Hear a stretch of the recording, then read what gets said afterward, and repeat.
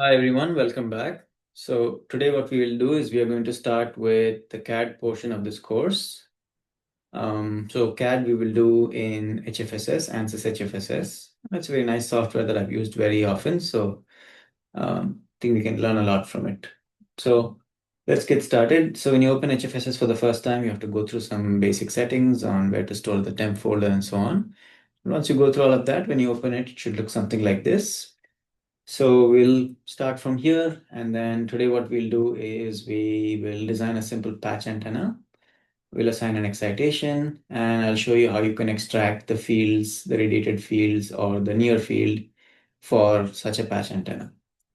Okay, and we'll use that, and we'll use the definition of the pointing vector to calculate the radiation efficiency or the total efficiency of this patch antenna. Okay, so that's kind of the demonstration for today. Okay, so let's do that. A couple of things that I want to mention is that you can go to my website. So out here, you can go to resources and then click on HFSS hotkeys and tips. So here I have some tips and hotkeys that are very useful when using HFSS. I recommend you to go through this. Another resource is the videos that I've already made on HFSS on my channel. So this one I think is highly recommended for this class where I've designed a wide variety of antennas. So today, actually, we're going to do something from here.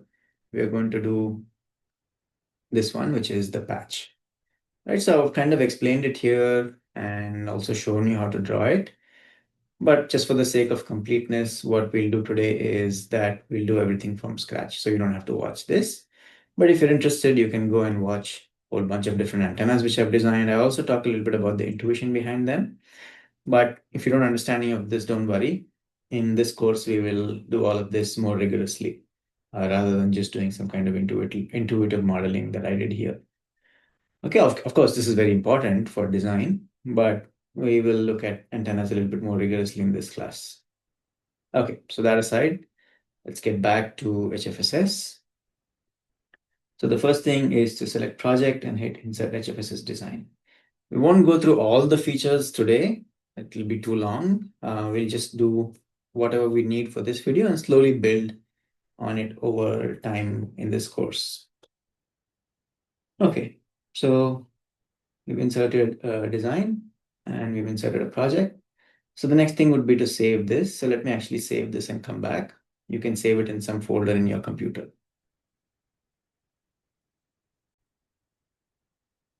Okay, so we've saved it. Now what we can go ahead and change a couple of options. So I usually choose driven modal.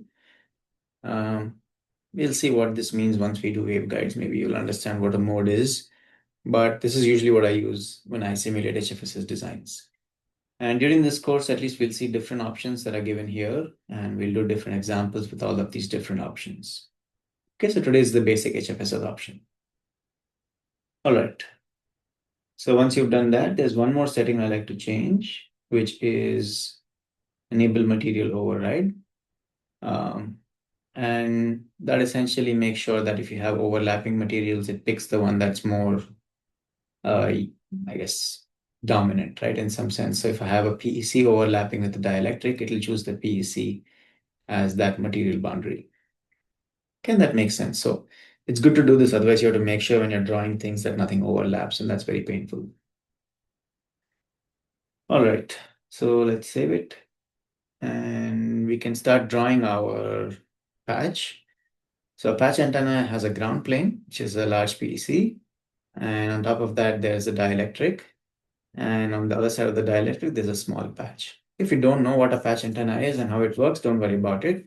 Today, it's just about extracting fields and calculating the radiation efficiency. We'll kind of formally define all of these things later in the course, but it's important to kind of also get started with the CAD. So I don't want to delay that too much. So let's do that. Okay, so I want to draw a box. And I'll go to create box and I'm going to say substrate width divided by 2 minus substrate height divided by 2 and minus substrate thickness. divided by 2.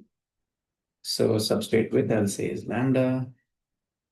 It's the value of lambda, C over F naught. C is 9792458. And F naught is 10 gigahertz. Okay, substrate height, we will say is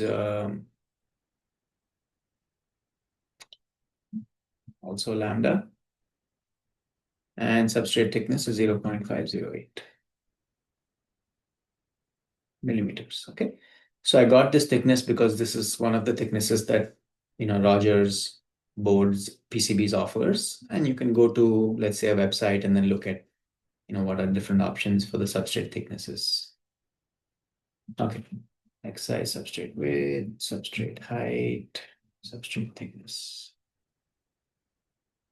Okay, and then Control D will pan out, and that's from one of the hotkeys. So that's what we have. And then I want to assign a material, so I can right click on this, say assign material. And we want to assign RO 4003. So this is Rogers 4003. This is a very popular substrate. Once I assign substrate, I can say, okay, material appearance. So it looks like the actual substrate. Okay.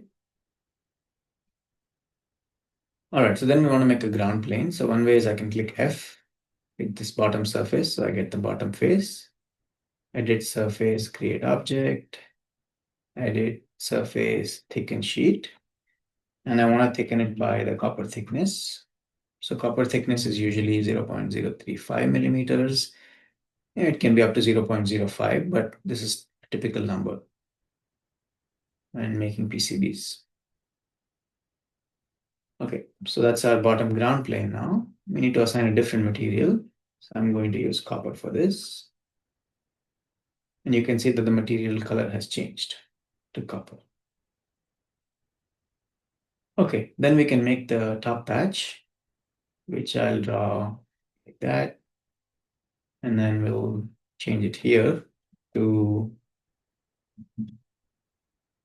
patch width, patch length or height, doesn't matter. And we want to make this, the location of this should be the substrate thickness divided by 2.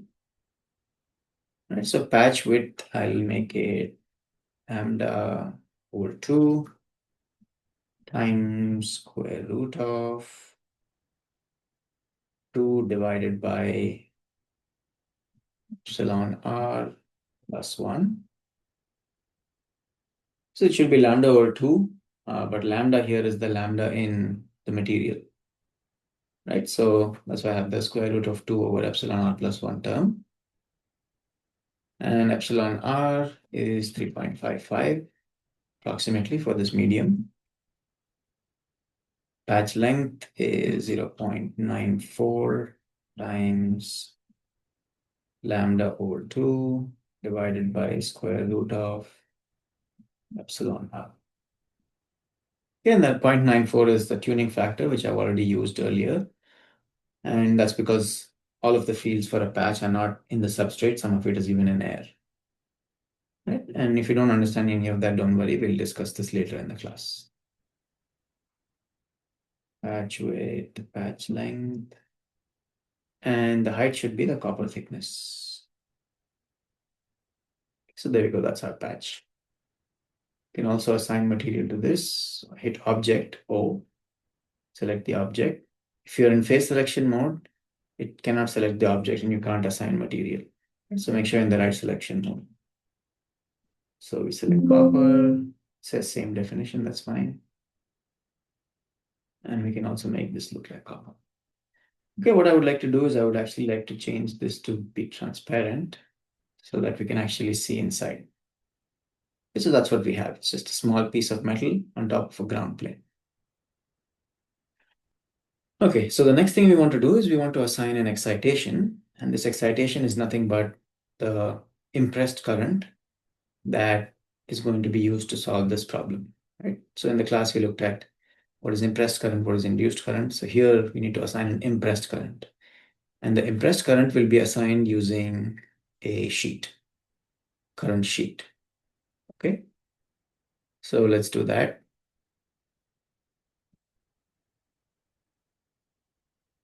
Okay. So what I want to do is I want to make a small rectangle. And I want to make this rectangle in the XZ plane. Okay, so let's make that rectangle. That's what it looks like. Okay, now I need to make it such that it excites this patch. And I'm just going to draw it here. Later on, we'll see why I made it like this. Once you understand how a patch works. If you don't understand it, don't worry. Straight thickness divided by 2. So what values do I use for feed X and feed Y? I've already done this before, so I know what the values are. But typically, you would tune this a little bit. And there's a systematic way to do it.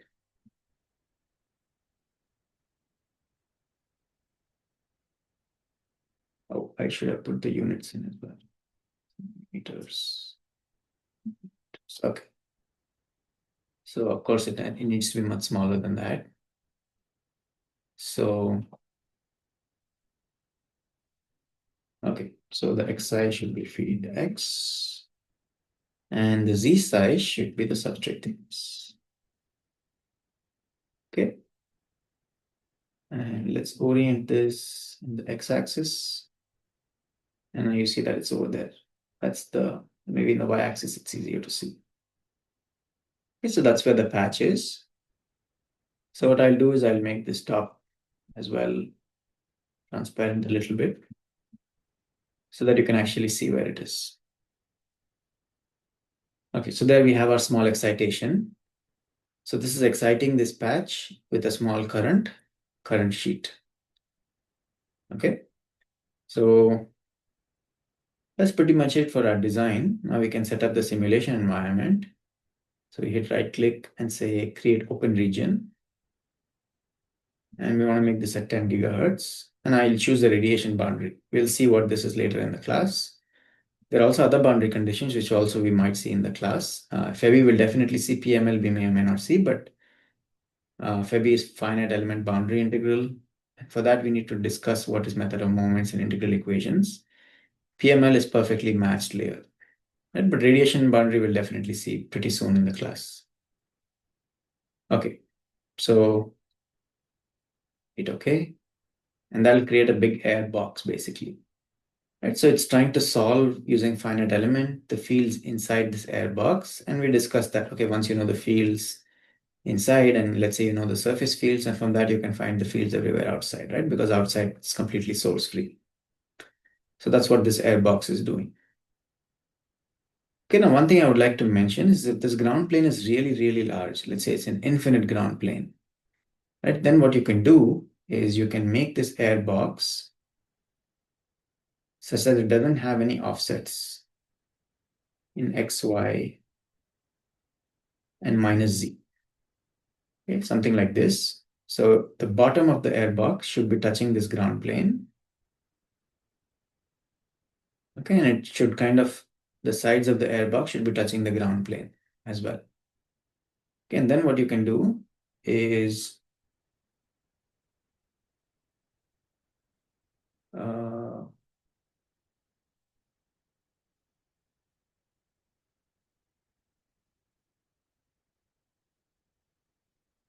there's the option to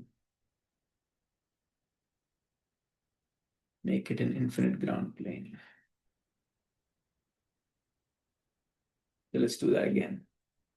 So I'll say create open region. Yeah, apply infinite ground plane at negative Z direction. You can set that to be an infinite ground. Another way to do that is to click on this bottom boundary. Right, and instead of copper, you can delete this and just click on the bottom face of the dielectric, hit right click, hit edit, hit assign boundary and make it perfect E, which is PEC. And then here you can set infinite ground plane and click OK.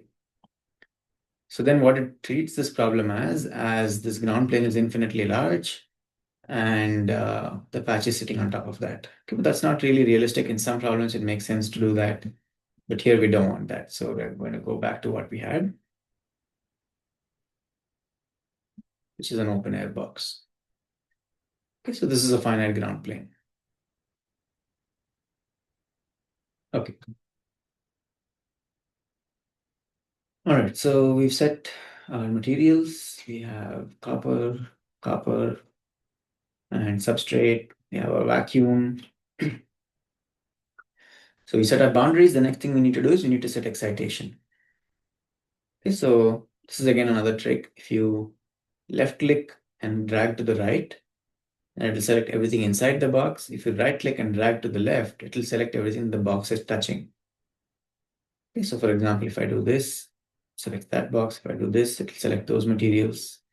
And these are to hide and view. Okay, so let's select only the lumped port. Make that visible.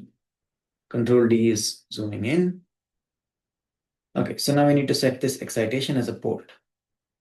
Okay, so I'll say assign excitation port, and we will use lumped port. Okay, we'll look at lumped port, wave port in this class. Maybe we'll do Floquet ports, and maybe we'll also do incident wave excitations. But for now, let's use lumped port. So port impedance is 50 ohms. So you can think of this as a small voltage source with a 50 ohm source impedance.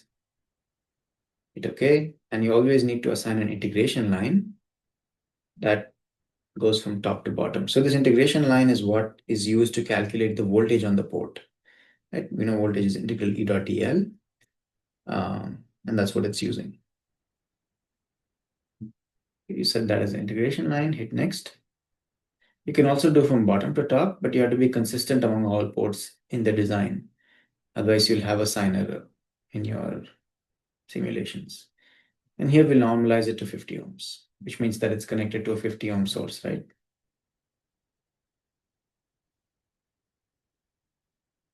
Okay, so that might be a bit confusing. So there is an impedance of the port and there's also a normalized impedance. So this impedance is what it uses to solve the problem. And then later on, once it has been solved, we can change the port impedance in post-processing using the renormalization factor here. Again, ports can also be de-embedded. So what does this de-embedding mean, right? Because it's a current excitation, you'll have current all over this port, which we'll see once it solves it. And that current has an associated magnetic field, right? So there is in fact a lumped parasitic inductance associated with the lumped port. And de-embedding can remove that inductance. It's not perfect, but it can do a decent job in doing and de-embedding that. But here we won't use that, okay? Because in fact, we'll see that this port represents a small via, and that via in fact does have an inductance, right? So we like to keep it. Okay, so we have our excitation, we have our boundary, and then we need to set up an analysis. So I'll say add solution setup advanced.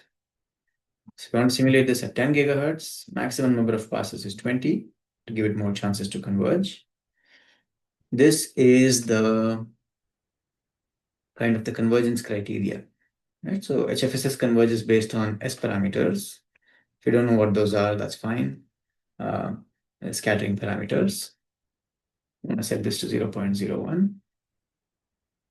And we'll use 2 converged passes. So it uses an adaptive mesh. We'll discuss what this is when we do finite element later in the class.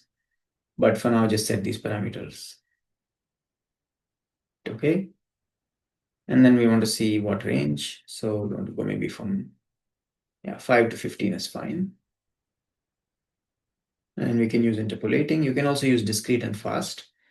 So I typically use interpolating when I care about S parameters and discrete when I want the fields at every frequency. Right? So in interpolating, it will solve it at some frequencies and interpolate the rest. Whereas discrete solves exactly at all frequencies. Okay, so we want to save the fields. Now you could save the fields at all frequencies everywhere. Or if you select this, then it saves the fields only on the airbox surface, the outer surface. And from that, it calculates the fields outside the airbox. So that's what I mean by save radiated fields, and that's enough for us today. So hit OK. And that's pretty much it. So we have our boundaries, we have our excitations. So these are your, when we did uniqueness, we said we need a boundary condition, we need an initial condition. So these are the ones, the source condition and the boundary condition. You need to always make sure you have those.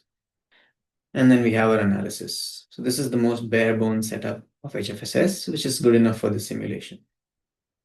Then hit validate, make sure it's all correct, and then hit analyze.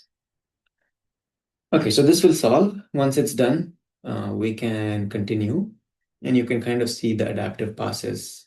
So it's kind of upgrading the mesh with each solution, and that's what HFSS is really good at, is making adaptive meshing, so that it doesn't have to have a uniform mesh everywhere. It has a denser mesh where the fields are stronger, and then a less dense mesh in regions where the fields are not that strong. Right, so maybe when we do finite element, this will make more sense, but that's kind of what's going on here. So it solves the mesh at a basis frequency, which is at 10 gigahertz. And once it has a mesh that is defined, where it has converged at that basis frequency, then it goes and uses that mesh to solve for all frequencies. Okay, so we can take a look at that. So we set the number of passes to 20, and so far it's already at 16. That's the maximum number of passes, right? So if it converges before that, it's good. It'll give you a solution. If it doesn't converge by 20, then it'll actually give you a warning that it did not converge based on the criteria that you set. Okay, so it's done with almost 18 now.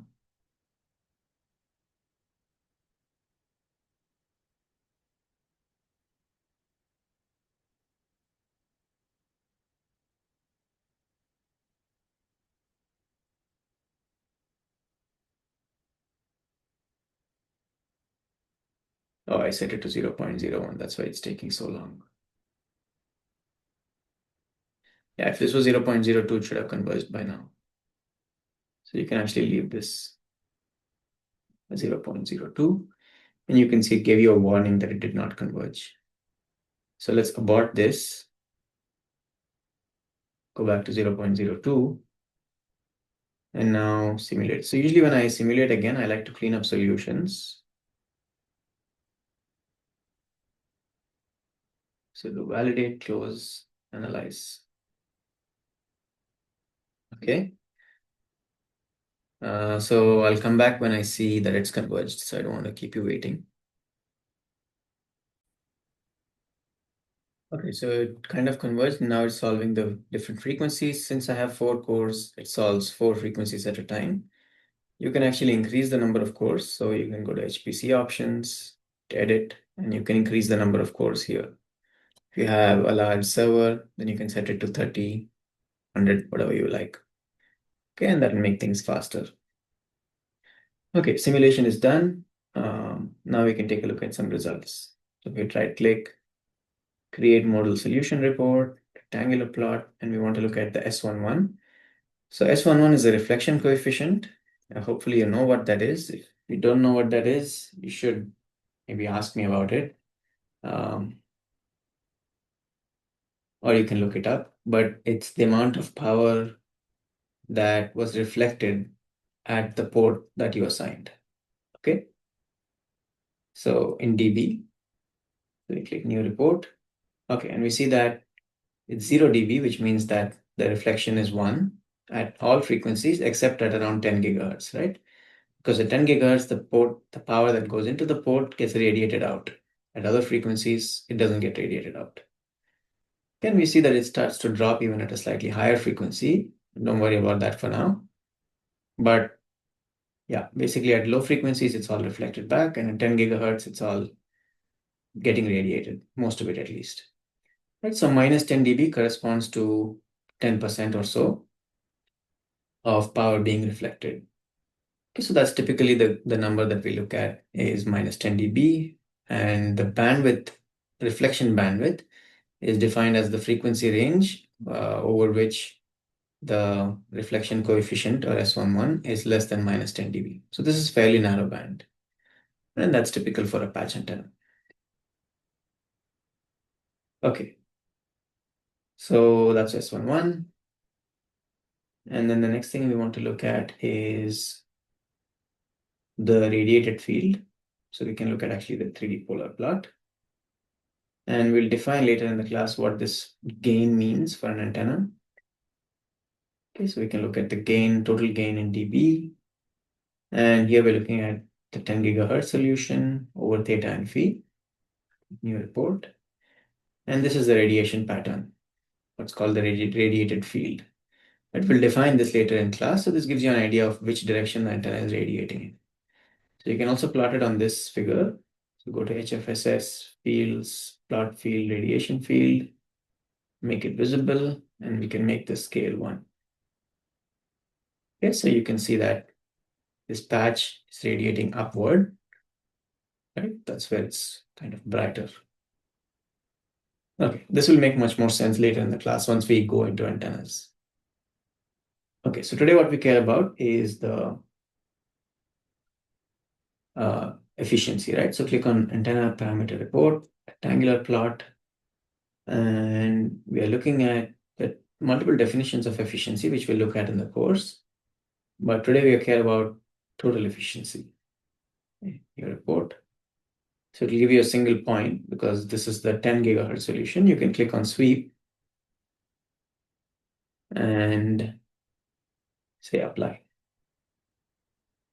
Okay, then it computes it for all frequencies, and you can see that it's very high or relatively high at 10 gigahertz. Okay, so we can right click this, say marker, add maximum. So at 10 gigahertz, it's around 0.8677, which means that it's 86.77% efficient, right? So if you put in, you can right click on excitations and say edit sources. So we are putting in about 1 watt of power at port 1, and about the efficiency is 86.77%. That means 0.8677 watts of power is being radiated, right? Where is the rest of it? So some of it is reflected back, and some of it is lost in the medium, right? It's lost because of the loss of the copper and the loss of the dielectric, right? Because the dielectric has a complex epsilon. And we can actually see that. So say assign material. So here you have the relative permittivity, which is the real part of epsilon, you have relative permeability, real part of mu, bulk conductivity, this is the sigma, okay? And dielectric loss tangent, which is the ratio of the imaginary part to the real part of epsilon. And from this and the real part, you can tell what the imaginary part is, right? So it's not 0, which means that there is some loss. Okay? So we've looked at all of these parameters before. And of course, you also have magnetic loss tangent, which is the imaginary part of mu. Also look at copper, see what that parameters look like. So it has some permeability, it has some permittivity, but most importantly is this bulk conductivity, right? It has a sigma. Okay. All right, so the goal today is to see if we can extract the fields, calculate the Poynting vector, integrate it over the entire volume or the entire surface or a closed surface, and see if we can get this number out. So that's the next part, so let's do that. So how do you extract the fields? A few more things maybe we can kind of mention. Let me actually clear this. So let's take a look at what this port looks like. I only see the port. You can look at the excitation of the port. So here you see that there is a current, that is the surface current that's assigned, that's flowing this way, right, top to bottom. Okay, and that is given by the amount of power you supply on this port, the size of the port, and the electric field. on this port, right? The voltage. So that's what that is. And you can also plot the mesh. So you can say plot mesh. There you go. So you can kind of see the mesh now, right? I hide this, hide E, and I click on an edge so that it becomes transparent. So you see that the mesh is much more dense in this region than it is in the air. So you can play with that and look at what that looks like. Delete the mesh. Okay, so now we want to plot export the fields. This will be very useful to us later in the class as well. So what I'll do is I'll make a box and it says solution exists. You want to create a non-model object. Hit yes, right? So that if you, this is like just a plotting object. It's not a real object that you want to solve over. So let's make this box. Let's go for minus 20, minus 20, minus 5, 40, and yeah. So that's the size of the box. And this is the surface over which I want to extract the fields. It can be any closed surface. So in this case, we're choosing a Cartesian coordinates, just because it's a bit easier. Okay. So how do you extract the field? There are many ways to do that. You can, for example, you can plot it. So you can create a near field report. You can go here, you can say insert near field setup, make a box, and then you can extract from that. The one I prefer is to go to the HFSS calculator. Right click, go to calculator. And this calculator is not very intuitive, but it's actually quite useful. So hit quantity. Now we want to extract the ENH fields, right? So here it's saying the complex vector of E, which is the EX, EY, EZ, the complex values. Okay, and you can click on a geometry and export it, but if you do that, it'll export the fields on the mesh that was solved. Rather, I would like to export it on a uniform grid because that makes calculating the integral much easier. Okay, so let's do that. So I'll say calculate grid points, and we'll have to save a name for the file. So I'll say data.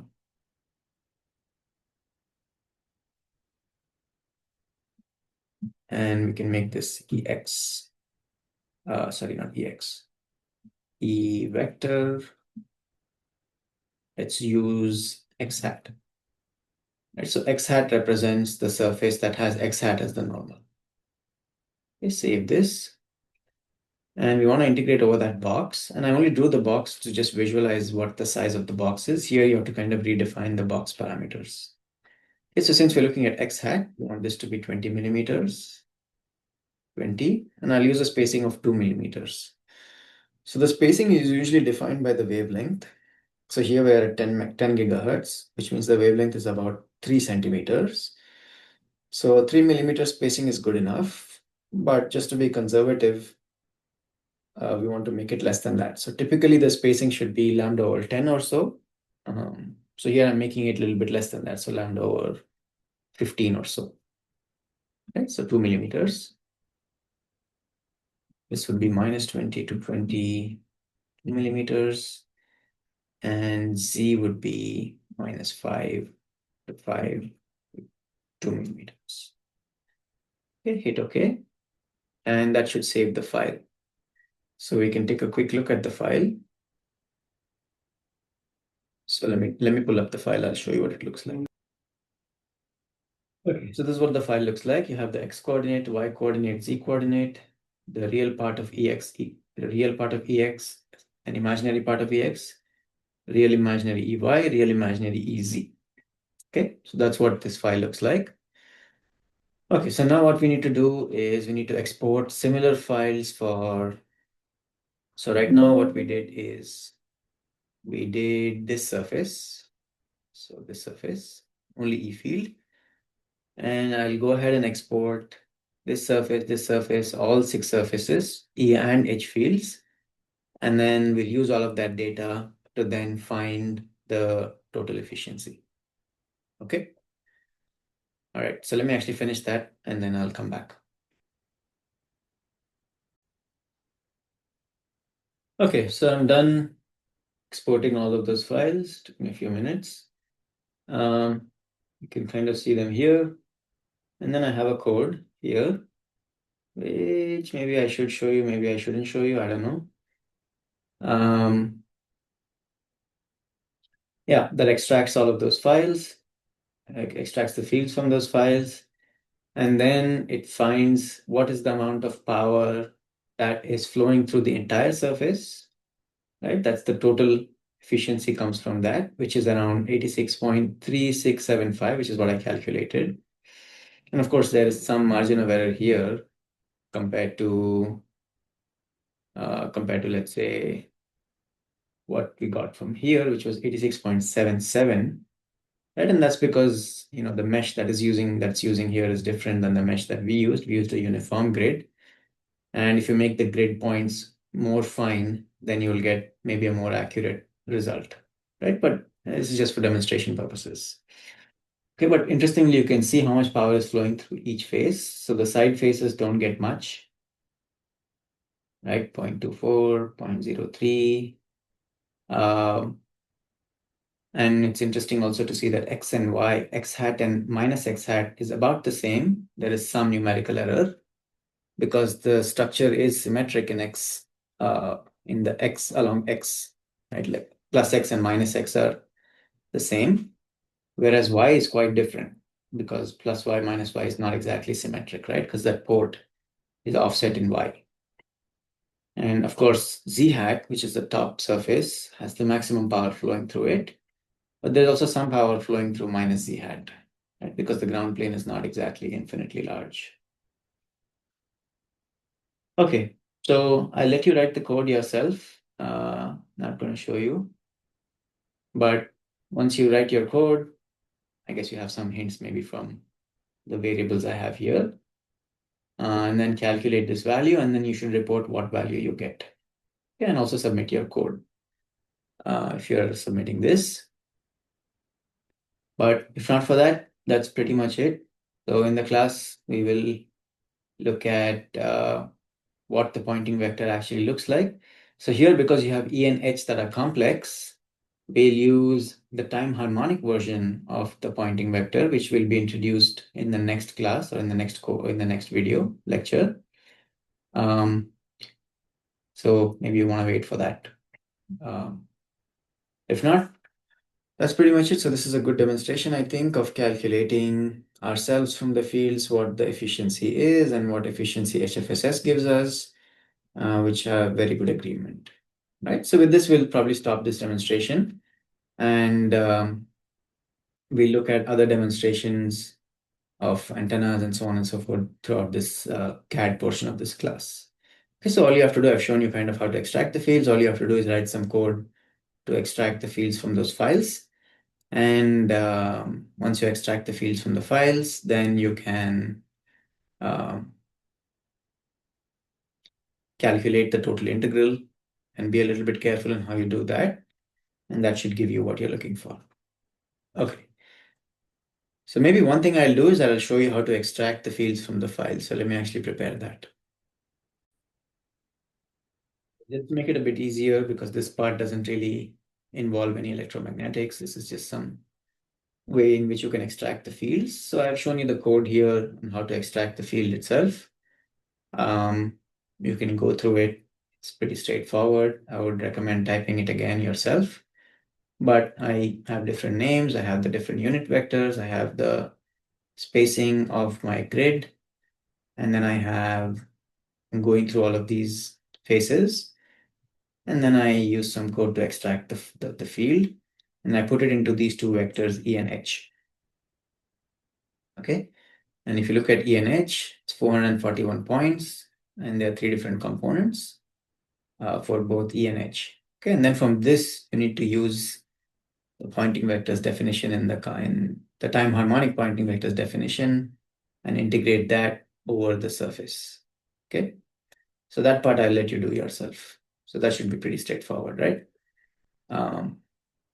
Okay, so that's the code that I deleted from here. So, okay, with that, probably I'll stop and I'll see you in the next one. Thank you.